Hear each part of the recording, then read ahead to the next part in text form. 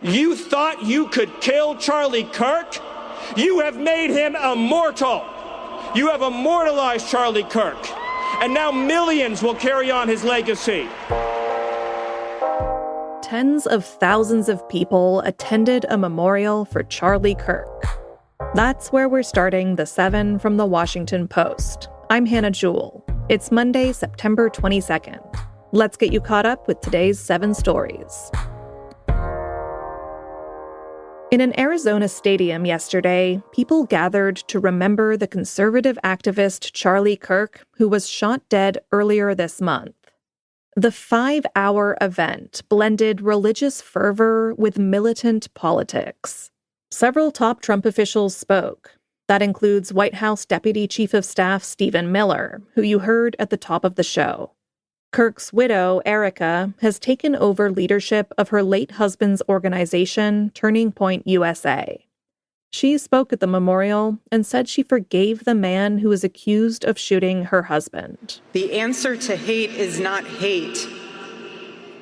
The answer we know from the gospel is love, and always love. Love for our enemies and love for those who persecute us. President Trump followed her on stage. He called Kirk a martyr and took a very different tone. He did not hate his opponents. He wanted the best for them. That's where I disagreed with Charlie. I hate my opponent, and I don't want the best for them. I'm sorry. I am sorry, Erica. Kirk's killing has galvanized and united the conservative movement in a singular way. It has drawn vows from Trump and his top officials to punish opponents who disparage him. And since Kirk was killed, Turning Point USA says it has received thousands of inquiries into creating new college and high school chapters of the organization. Number 2. Trump demanded his attorney general prosecute his political foes. In a series of extraordinary posts on Truth Social this weekend, Trump broke down the traditional barrier between the White House and the Justice Department. He demanded that Attorney General Pam Bondi move swiftly to prosecute New York Attorney General Letitia James, former FBI Director James Comey, and Senator Adam Schiff of California. The messages came after Trump forced out a U.S. attorney in Virginia who declined to pursue charges against James and Comey. Former Justice Department officials told the Post they were stunned by Trump's increasing interference with the jobs of prosecutors.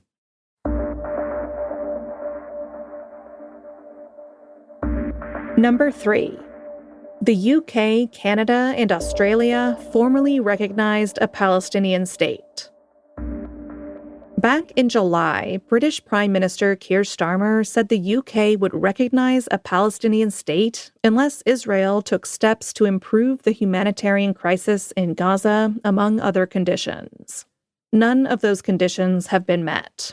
So, yesterday, Starmer made the announcement, splitting with U.S. policy. To revive the hope of peace and a two-state solution, I state clearly, as Prime Minister of this great country, that the United Kingdom formally recognizes the State of Palestine.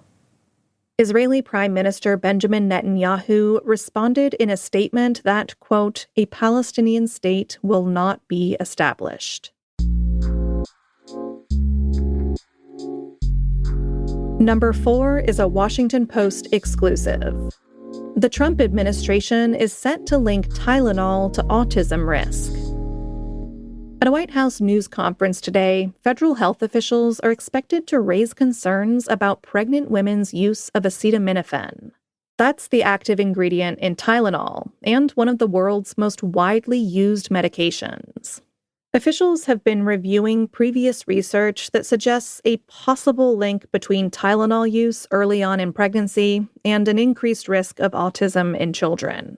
And they plan to warn pregnant women against using Tylenol early on unless they have a fever. But leading medical groups have agreed that acetaminophen is a safe pain reliever to use during pregnancy. Meanwhile, health officials also plan to tout a lesser-known drug called leucovorin as a potential autism treatment.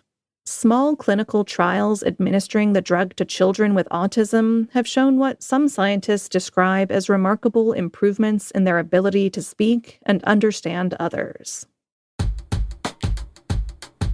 Life is getting much more expensive for Americans. That's our fifth story.